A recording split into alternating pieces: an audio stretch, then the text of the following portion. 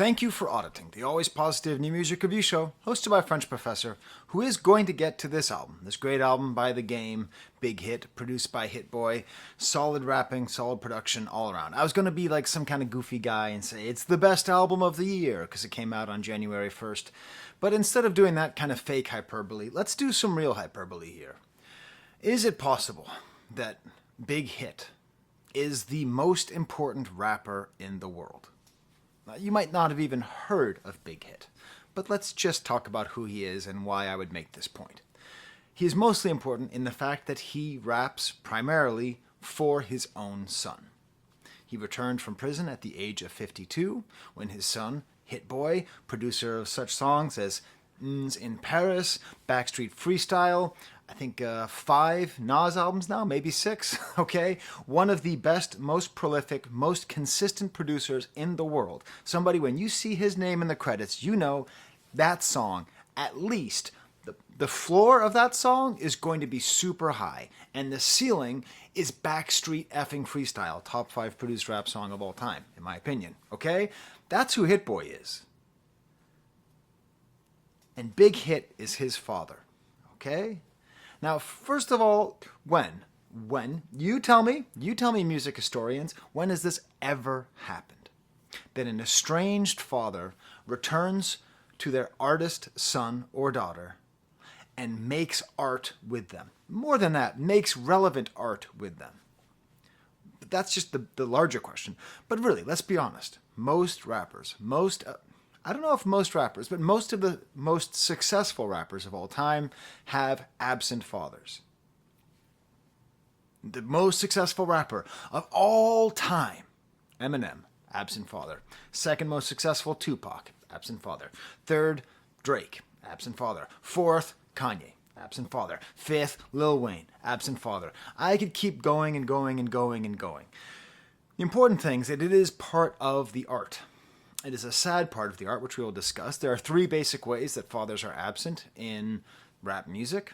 Now, in rock music, it's a little bit different, right? In rock music, often absent fathers are more emotionally absent, which isn't to say that is necessarily less or more painful, but it's perhaps less tangible. In rap music, what we're talking about is usually death, which is the least common, estrangement or abandonment, which is by far the most common, and third, incarceration. Now, of course, I'm a white guy, and I'm going to be talking about a lot of issues that touch on the African American community and the injustices of the criminal justice system, the so-called criminal, so-called justice, so-called system, okay?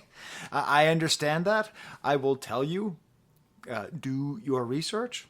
Okay, what I'm talking about, this is just what I understand, what I've studied, but I know this is not touching on my lived experience. But I will say this. In most of these cases, what we're talking about, because rap is primarily an African-American art form, we are mostly talking about young black men who did not have their fathers. Okay, and that's a stereotype, but it's a stereotype which also is often true. Not always true. I don't even know if it's majority of the time true. Okay? Let's take, for example, like, I don't know, did Future know his dad? I don't know. Like, I don't know. I haven't looked it up. Do all 3 Migos know all 3 of their dads? Maybe they do. Maybe they don't. Okay? I don't know. Is Ghostface tight with his dad? I don't know. But the important thing is that these absent fathers, if you look at it intelligently, you understand that they are primarily the cause of socioeconomic and historical forces, which is to say there are socioeconomic conditions which have existed historically and which constantly propagate this phenomena of absent fathers through death, abandonment, and incarceration. Now, often the response to this is personal responsibility, and of course, no one has to be a criminal. No one has to leave the mother of their child. Nobody has to get killed, okay? But let's be honest here. I've never, not once in my entire life, I thought this was going to happen when I was growing up. I thought I was going to fall into quicksand all the time, you know? But I've never been in quicksand. I'll go even one step further. Nobody I've ever met has ever fallen into quicksand. But you know, off the coast of Rhode Island, there's an island called Quicksand Island. And quicksand is everywhere. And the inhabitants of Quicksand Island fall into quicksand all the time. Okay? Now they need to take personal responsibility and not fall into the quicksand. But the reason that there's proportionally more people on Quicksand Island falling into quicksand is because they live on Quicksand Island. Now, if we make Quicksand Island the entire country, the entire history of our country since the inception of slavery until, unfortunately, right now, that's Quicksand Island. It's this historical inequality mixed with overtly and covertly racist socioeconomic conditions that make Quicksand Island. So what does this have to do? What does it actually mean that Big Hit is Hit Boy's father and he returns from prison to make music with his son? This reason is very weighted, okay? This is very heavy conversations. If we just look at statistics, okay? Well, let's start with statistics. And you've heard, hey. The good news is I'm going to rattle off some statistics about the injustices of our so-called criminal, so-called justice, so-called system, and you're going to go, oh, Sky, I've heard these all before. The bad news is they haven't gotten better, and no one's done anything about it. The only president who really even looked like he was going to do anything about it was Orange Man Bad. So what the hell? Biden's not doing anything about it. Obama didn't do anything about it. No one's doing anything about it. Percentage of black Americans in the general population, 13%. Okay? Percentage of people in jail who are black, 37%. Okay? So a disproportionate representation in prison versus in the populace. 48% of people serving life sentences are black. The arrest rate is twice as high for black Americans as for white Americans. And essentially what that means is, obviously, we have this major problem. And what I want to do now is just, because whenever possible, I like to add a little bit of academic flair. And I have this book behind me for a reason. Angela Davis, Are Prisons Obsolete? I'm going to read a couple quotes to you, and I think will help to better understand why Big Hit is so important. Because everything that Angela Davis spits, first of all, she's coming from the community which she is describing. Unlike me, I don't come from that community. I'm a tourist. Let's hear what she says. The prison has become a black hole into which the detritus of contemporary capitalism is deposited. Mass imprisonment generates profits as it devours social wealth, and thus it tends to reproduce the very conditions that lead people to prison. So, every once in a while I say, hey, you got to buy a book? This is great. This is a really great book. Matter of fact, here's a fun thing, because this is not a monolith that we're talking about here, okay? So in this book, she talks a lot about, she takes it back, right? It starts with slavery. She describes here, during the post-slavery era, as black people were integrated in Southern penal systems, as the penal systems became a system of penal servitude, the punishments associated with slavery became further incorporated into the penal system. So it goes on to discuss how it was a straight line from slavery to the prison system. And there's even an interesting quote from a great academic scholar named Cheryl Hines, who says, Cheryl Harris. Sorry, Cheryl Hines is the actress from Curb Your Enthusiasm. I'm talking about Cheryl Harris here. Okay, give respect to this woman. In the words of legal scholar Cheryl Harris, whiteness is property. According to Harris, the fact that white identity was possessed as property meant that the rights, liberties, and self-identity were affirmed for white people while being denied to black people. Okay? That it was that having property and acting as people who own property set up in the South a system which would necessarily lead to these horrible cycles of imprisonment. Okay? The reason that I quote Cheryl Harris is that I'm going to be talking a lot about rap artists and black Americans this and black Americans that. Cheryl Harris has a son. That son's name is Earl Sweatshirt. Okay? I don't know. I guess he took a different last name. All right? So when we talk about the glory of rap music, I'm going to be talking about the cycles of trauma and devastation and all that. But don't forget, we're also always talking about black excellence. And I know, I'm a white guy. I'm so white I get lost in the snowstorms. But hey, can we not recognize that? Cheryl Harris, all right? Earl Sweatshirt's mom is in this book. So anyways, that's a great book if you want to understand. And most importantly, the thing The thing that Angela Davis says, and if you don't know Angela Davis, she's a great scholar and is a great resistance figure of the 60s, who went on to be a scholar. Prisons do not disappear social problems, they disappear human beings. And this is really important. Of course, I could go on and quote Foucault as well. Foucault was on a lot of this stuff, but not really from a racial aspect. I'm not going to go into that. The important thing is that the problems don't go away, the people do. And the thing that we don't really appreciate in America is that we don't, on a fundamental level, think that prisoners and ex-prisoners are human beings. They don't enjoy the same rights. They don't have the same access. They have paid the cost to society, but they will still wear a brand on their forehead for the rest of their life. The humanity is gone. Both the human being is gone while they're gone, and if they get to come back, their humanity is still not there. Big Hit returned from prison in 2014, 2013, had a minor rap hit, broke parole, and went back for 9 more years. He's basically a rookie. He's basically a freshman right here.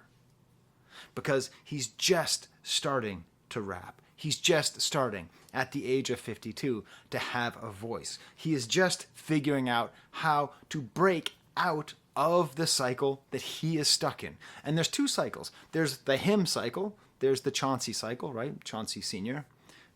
Hit Boy is Chauncey Jr., where he just keeps screwing up and going back into prison and doing all that. And then there's this larger thing, which, if you read Angela Davis, if you read history, if you're essentially not an intentional or unintentional bigot, you will understand goes back to slavery, really needs to be broken. This cycle needs to be broken, and that's what I think Big Hit can represent.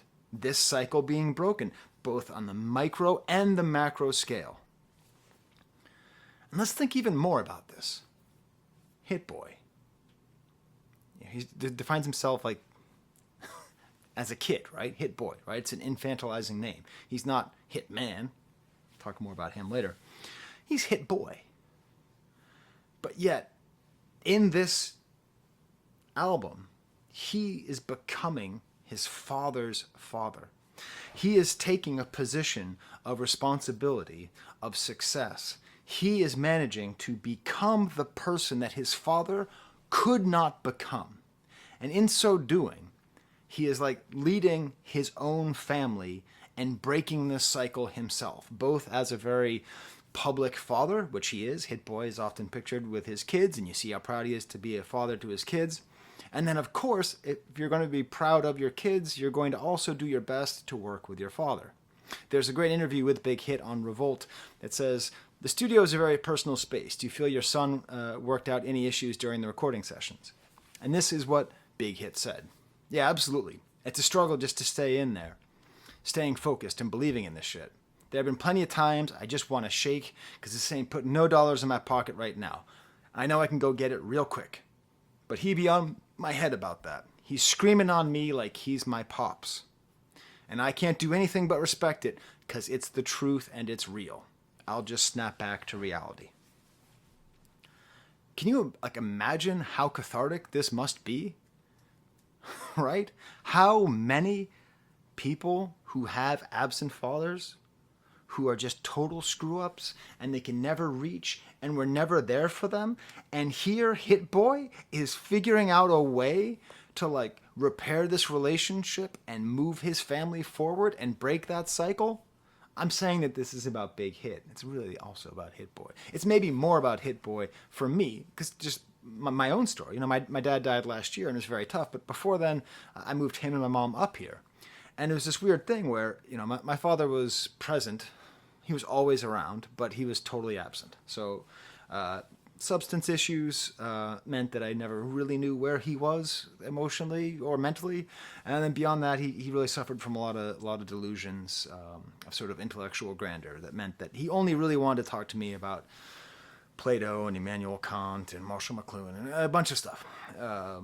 To Mao Zedong, a whole bunch of weird figures, and my life was pretty chaotic. And I felt like my father wasn't really there for me. Now, he was there for me, so that's good. He was there, physically there, which is good. But I felt estranged from him emotionally. And when I moved him up here after my mom died, I spent the last few years of my life actually building a real relationship with him, actually breaking through, actually setting up boundaries that allowed us to have a good relationship. And that meant that on one occasion, driving back from getting our COVID shots like 4 hours away, I had a real conversation with my dad. So, hey, I'm 46 years old. I got one real conversation with my dad. Hit boy, I feel like Hit Boy. That's how I felt. I felt like I can do something. You know? It's amazing. This whole thing is amazing. It's amazing on the cosmic scale of fathers. One of the most important rap songs of this century is a song you might not know, Papa Ute by Stromae, a Belgian singer. And don't listen to the remix by Kanye. He didn't understand the song. Actually, he did a different song. Doesn't matter. And the whole song is about absent fathers, but it's not about like dead fathers, even though his father was killed in the Rwandan genocide. It's really that sense, this cosmic need that we have to reconcile with our fathers and to help them become the people that we hope they can be. And all you can do is be that person by example and hope that they follow you. It makes me emotional, but it's a beautiful thing. But beyond that, if you actually dig into the story of Big Hit, it's a pretty wild story. It really is generational. Bootleg Kev did an interview with him that is good in some ways, and in other ways is just terrible. Made me like frothing with anger. But still, he talked about how he fired his lawyers. He had Mark Yargos as a lawyer, which is weird. That's like a celebrity lawyer. He lost the trial, won the appeal, all that. But then he talked about how his own father came back from Vietnam completely traumatized, having killed people, right? So it really is generation upon generation.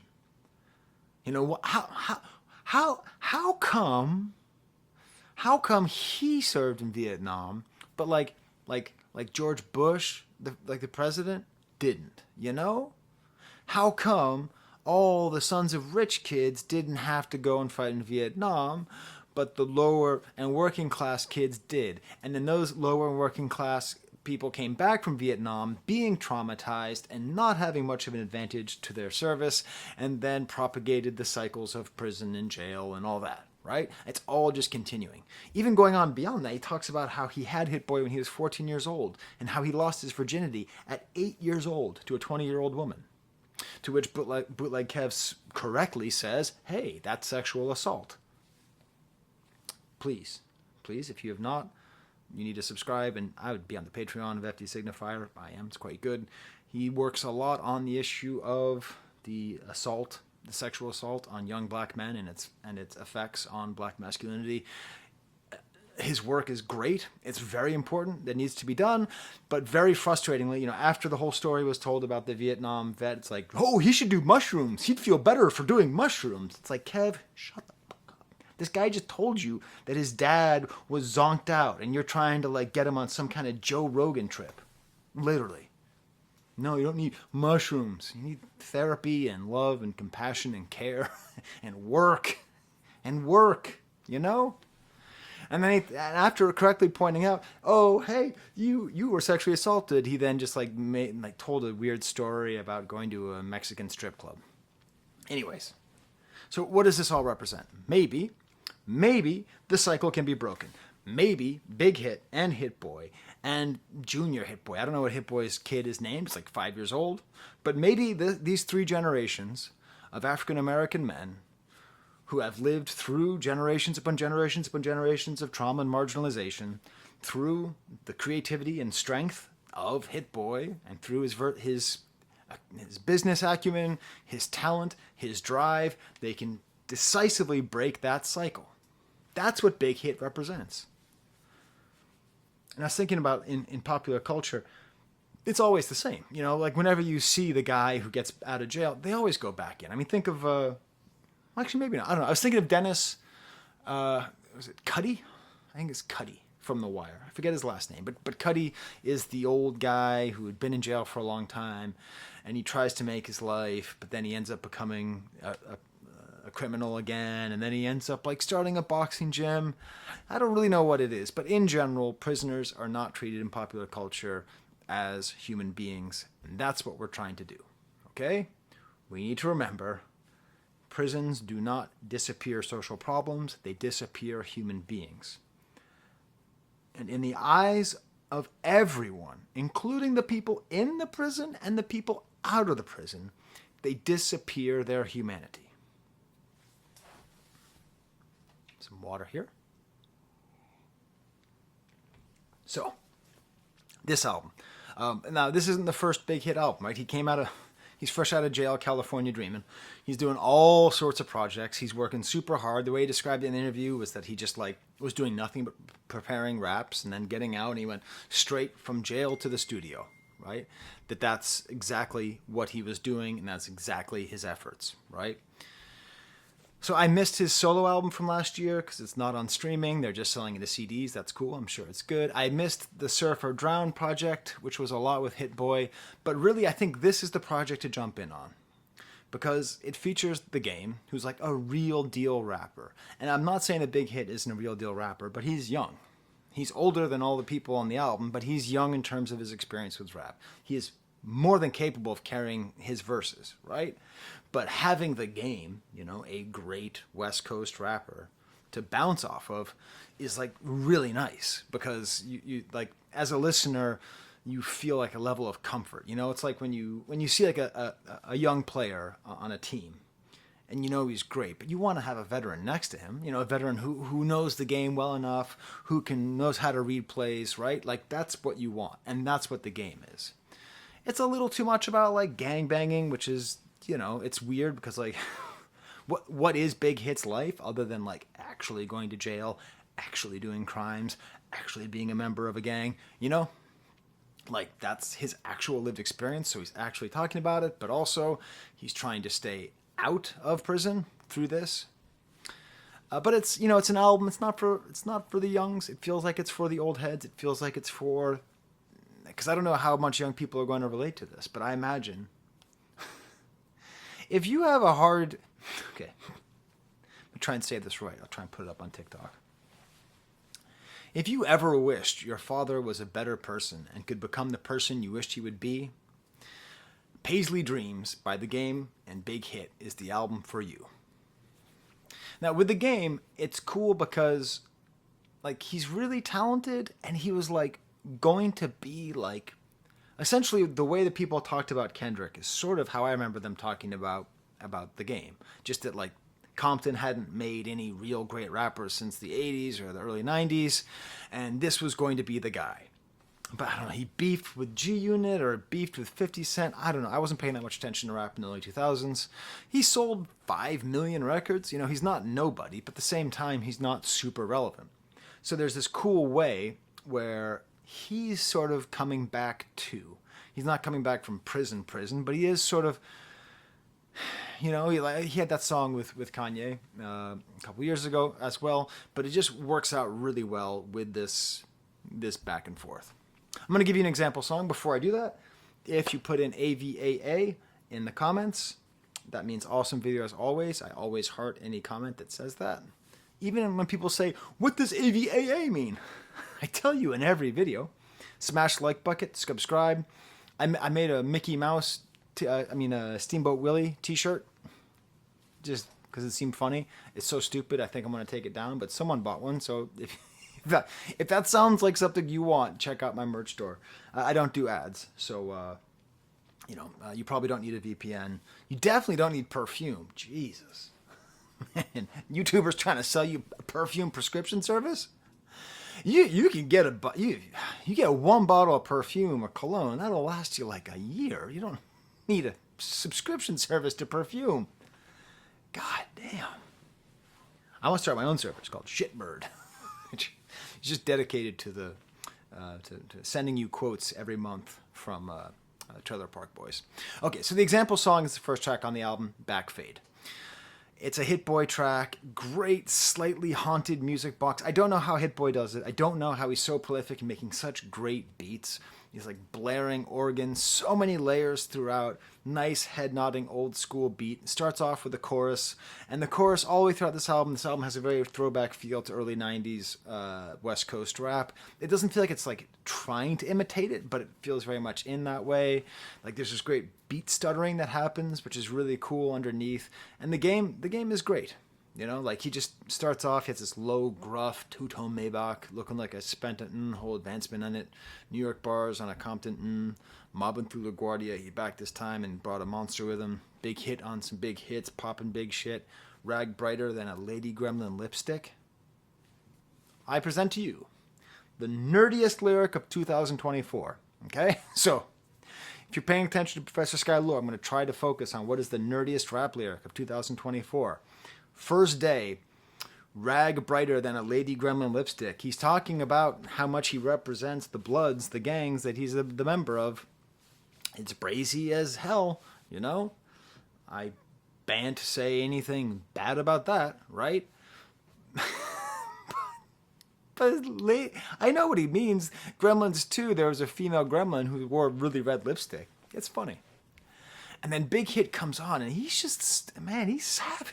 He's just told game, just give me the sign, just point him out, he gonna die. I'm Russian like Russia's L gang, but fuck repercussion. It's nothing. I'll sock you out, I'll stomp you out, knock you out, max you like a stolen credit card. What's happening? Pee the rollie, blood, leave the rollie, cleats to his face, meet the goalie, just whoa, just really, really with that feeling. And then there's this great kind of back and forth with him and the game. You know, cleats to his face, meet the goalie, keep one in the chamber till I'm one in the chamber. You know, great lyric there too. Like the rest of the beats on the album, we bangers. Compliments to Hit Boy. Second track is Paisley Dream. The first two tracks are really the best, right? This high soul singing. I thought it was Marvin Gaye. It's not. It's someone named Tom Brock. My favorite verse on the project might be this beginning lyric from the game. Father first, real second. So saying the importance here of fatherhood, super hard guys who serve time, who are sitting there and putting forth the idea that fatherhood matters. Because that's, you know, it's not fair that you're born in Quicksand Island. You know, all you can do is figure out how to not fall in quicksand or move, right? I don't know. I don't know what to say about that. Born with no direction, so I carved out a section. You gotta live until just waking up becomes a blessing. Game? What? When did we become?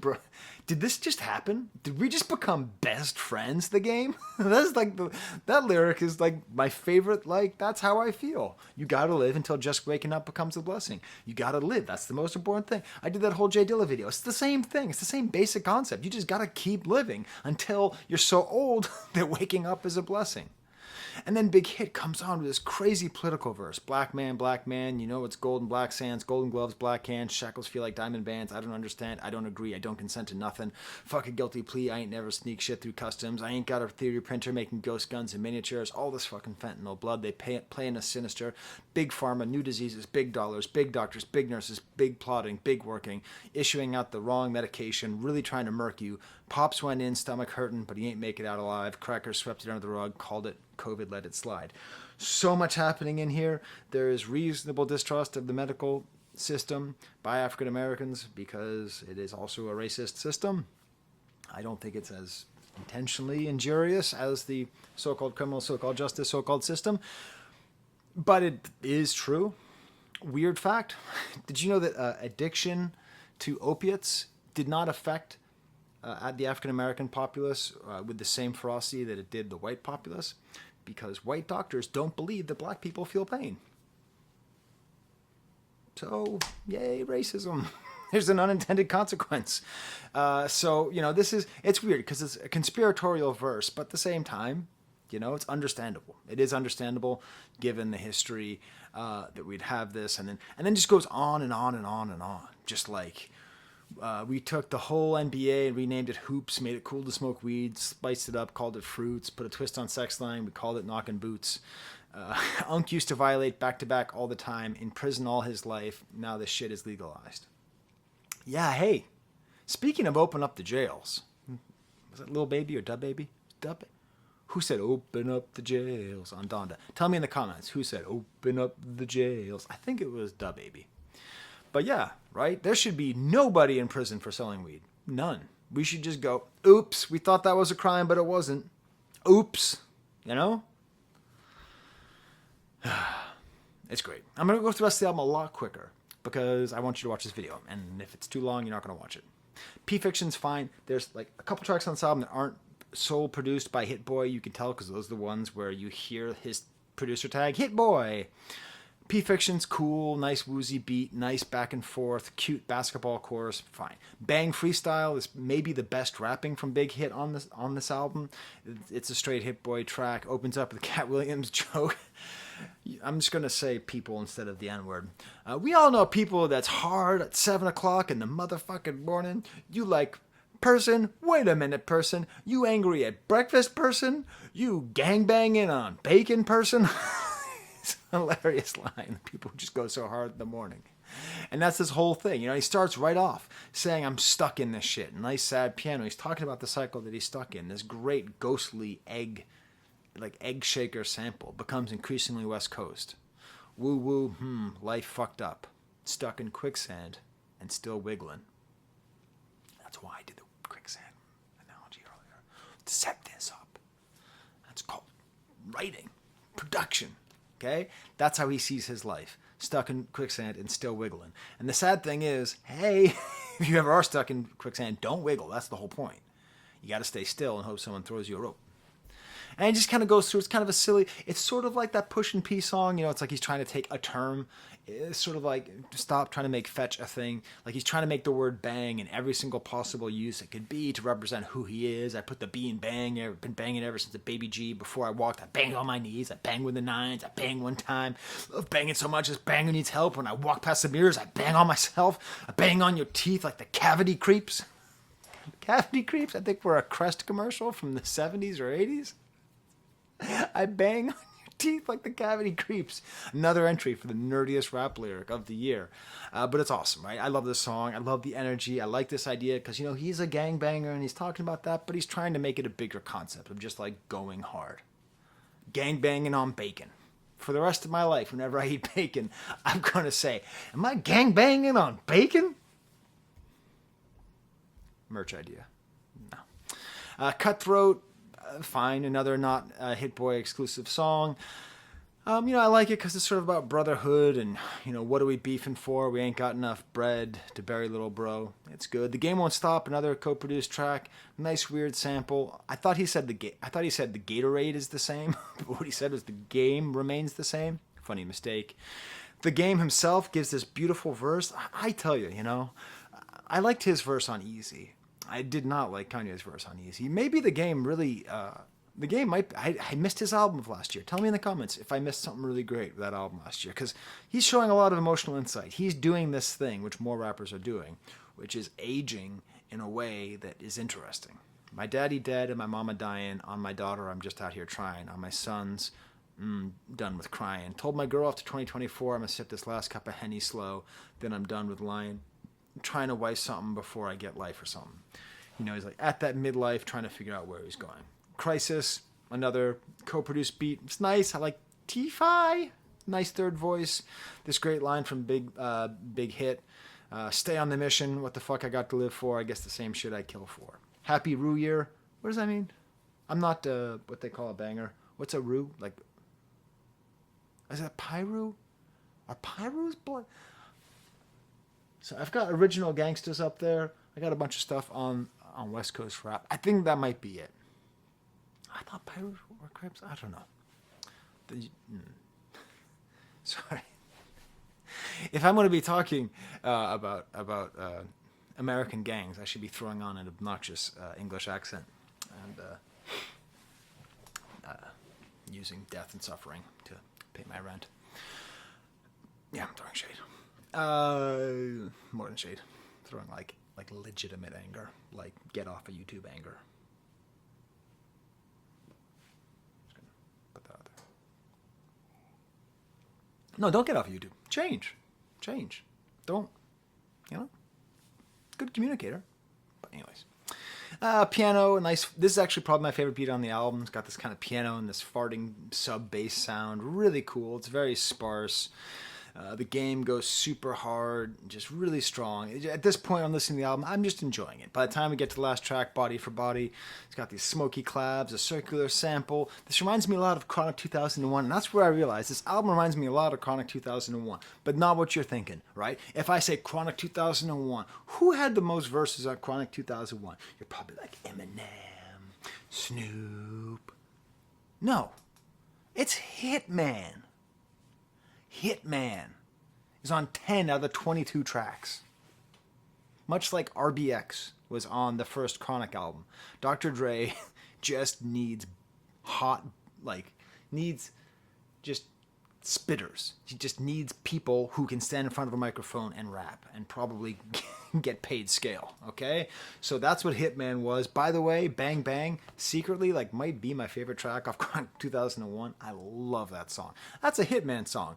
No one knows Hitman. No one knows RBX, but they're great rappers who deserve more respect. That's kind of the area where I see Big Hit as that kind of West Coast rapper at this point. Not quite distinctive enough to be like, oh, that's the guy, but also so good that you can't just say he's forgettable. So I'm making a plea to have Big Hit be the voice of Chronic 3000 whenever that comes out. All right, so there's my review, huh? Big Hit is the most important rapper alive. These are my Patreons. Sorry to Bruno Salazar up there. I didn't expect anyone to give that much, so I don't really know. So I try to put you in 2 different colors, and then you're all weird looking now. So, but yeah, so you can go to my Patreon. They help me buy new music. They help me buy diapers. I don't have a sponsor, but hey, Pampers, if you're out there, I will talk shit on Huggies anytime you want. It leaks. Pampers don't. All right. So then, until next time. I think I'm finally going to talk about some not rap. Who knows? There's the camera.